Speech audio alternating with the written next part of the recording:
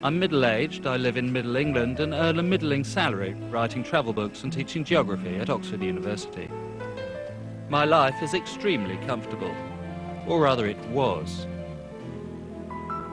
It all changed when I started writing about the world's most extreme environments. The more I suffered in these godforsaken places, the more I saw that it's the hostile landscapes that have shaped man's existence on Earth. One of the most hostile is the vast area that has kept East and West apart. Crossable only via the network of trading routes known as the Silk Road, this wilderness of mountains, plateaus and deserts is one of the least populated on Earth. But life is sustained there. Just what sort of life, my publisher felt was up to me to find out.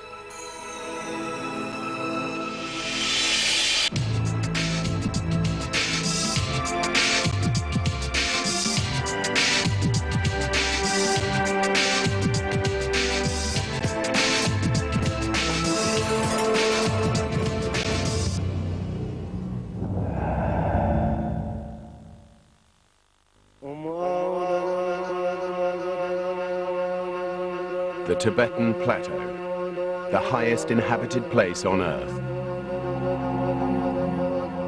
On average, it stands 5,000 meters, over 3 miles above sea level.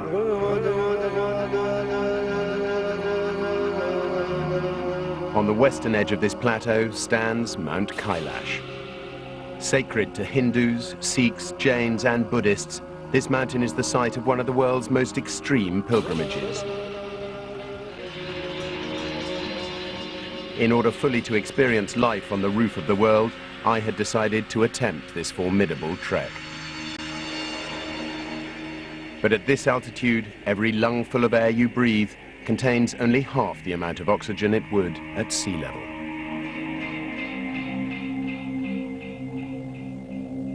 I've spent my life in the lowlands of Europe, and I'm not exactly fit. I knew from the outset that even reaching Kailash was going to be tough, let alone completing the pilgrimage.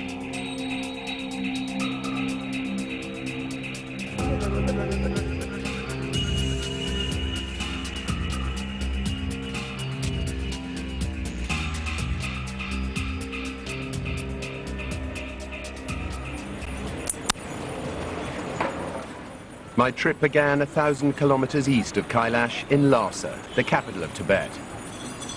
You need to acclimatize to altitude, and at 3,500 meters, Lhasa is about as high as you can fly to from sea level without the risk of death. I had to spend at least 3 days here before heading off for Kailash. After a quick scootabout on a rickshaw, my guide, Gilsang, suggested we take in the best view of the city from the top of the Potala Palace. The problem was there were 2,000 steps and no lift. Easy walk? No. For me, it's also not very easy. Really, for you? You find it Yes. difficult? So I think for you it's also difficult. Very difficult. So that we can go slowly up, then it's okay. Yeah, okay. Slowly does it. Very slowly. Yeah. Maybe it's time for a rest already. Doctors in England had warned me to take it very easy for the first couple of days, and I was rapidly understanding why. I think your heart jump is faster than normal. Yeah. Boom, But- boom, boom, boom, boom, boom. Yes. I wasn't a third of the way up, and it felt as though a small gang of manual labourers had started to make structural alterations to the inside of my head. The higher I went, the harder they pounded. Could I take you up? With more than halfway to go, Gilsang thought it best to give me a helping hand. I will do for you. Yeah. I'm sorry, I feel Because, terrible. But you are the Tibetan. Yes. Thank you very much. You're welcome. Maybe I should have tried this after being here for a week. I wondered what sort of man would want a house this high, and what sort of men built it. What was certain was that I was no match for either. Whew. I was struggling with the 2,000 steps and acutely aware that this was nothing to what I would have to endure in Kailash.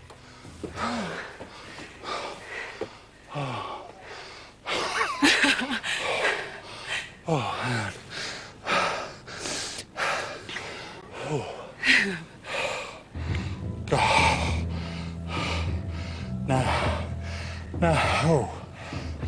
Now we are extra 20 meters.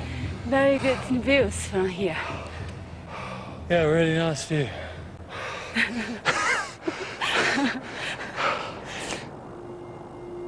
The view might have been amazing, but I was in no condition to take it in. My lungs were on fire and my head was bursting. The only thing that I could think about was the long list of altitudinal ailments my doctor in England had warned me about. Nausea, vomiting, dizziness, difficulty sleeping, nasal hemorrhage, and then there's a whole range of more serious type things like pulmonary, but can't even say it, problems with your lungs where they fill up with moisture and moisture water, and actually you can drown effectively, and similar swelling of the brain. And the only way to deal with these things, if you think you've got them, is to go down. And if I haven't reached maximum height going towards Kailash, and I have to come down for health reasons, that would be it. Mission over. By the next morning, I still wasn't feeling great, but I agreed to Gilsang's suggestion to a walk around the Jokang temple. Walking around a holy site, known as Kora, is a form of prayer for Buddhists, and they don't do things by half. How many times do people go round on this Kora? Yeah, It turned out that 5 or even 9 circuits was normal. not double. I could just about handle the walk, but in front of the temple gates, I began to get seriously worried.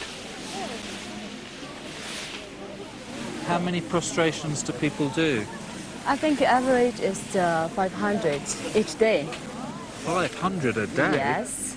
Oh. And for those young people, then it's over 1,000, I think. People in my country go to the gym and Yes. work out, but no need here, is there? Because it's like, it's almost like press-ups and squat thrusts at the same time. But That's then why, afterwards, they get very good stomach. yeah, Yes. no fat people in Tibet. You see, just like me. Yeah, exactly, exactly. Unlike me.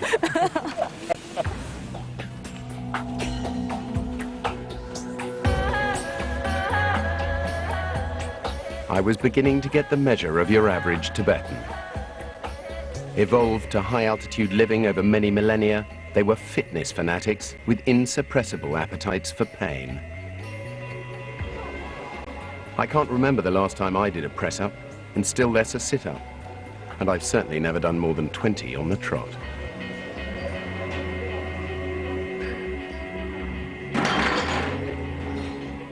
Gilsang proposed that we made a few offerings to the spiritual guardians, by which I understood her to mean that I was going to need all the help that I could get.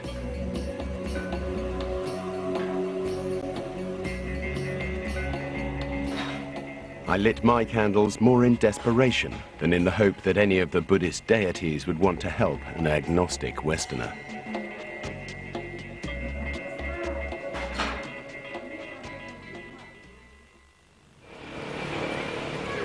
On my final morning in Lhasa, the weather turned. I was feeling better. My red blood cells must have been multiplying, improving the efficiency of the oxygen supply to my body and adding a bit of a spring to my step. But I still needed to find the right mental attitude for the ordeal ahead. I felt a gesture was in order, some sort of sign to show my commitment.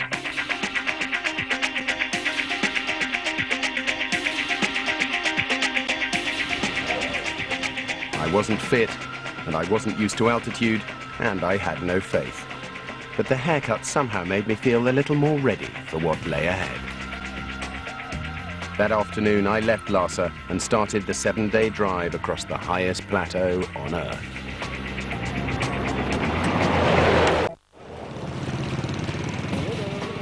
My 1,000-kilometer journey to Mount Kailash had begun in earnest. From Lhasa, there was a long, slow climb up onto the Tibetan plateau proper. I teamed up on the first leg of the journey with fellow geographer and veteran Tibetologist Daniel Winkler. Daniel was going to spend time with a family of Dropka, nomadic pastoralists living at the very highest edge of sustainability. It It wasn't long before he started putting the wind up the new boy. If serious altitude sickness kicks in, there is not even a choice. You gotta go down, otherwise you'll die. So, and you have, I don't know, maybe 6 or 8 hours or something like that. And that's real, yeah. Going down is all very well, but there was a big problem here. We were on a plateau. And though it's covered in hills and mountains, actually losing height fast is difficult.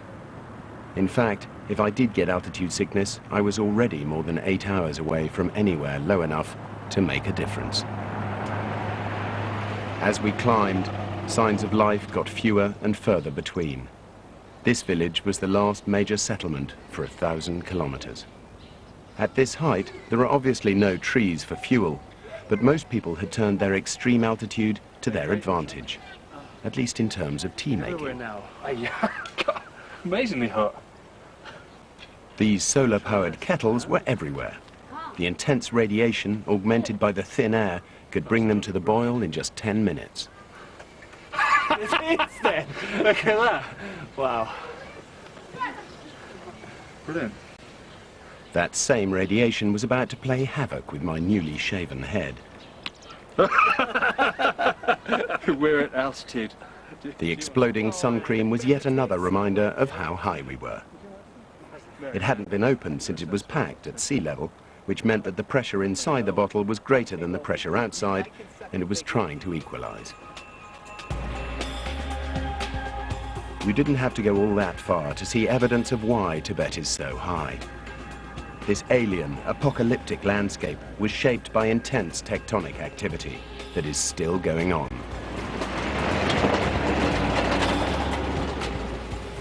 And occasionally, dotted across the plateau, that activity erupts through the surface in the form of hot springs. Wow. Ooh.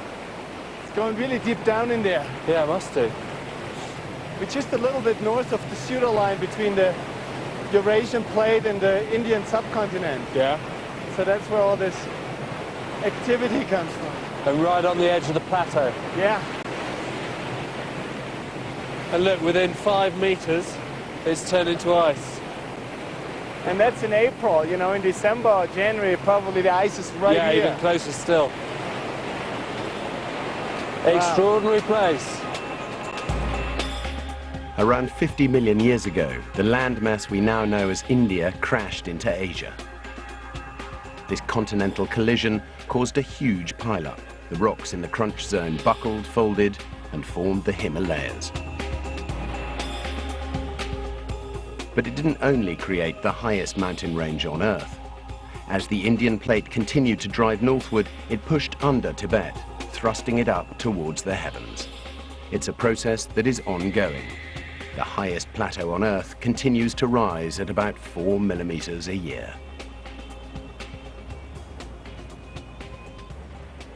Three days after leaving Lhasa, we arrived at the Sochen Monastery. I don't know whether it was the 700 meters that we'd climbed or the intense cold, but I was feeling rank. My forehead is all completely bunged up. My nose. Oh, a very bad headache. And aching down my neck. Feels like a cold, but it's got to be...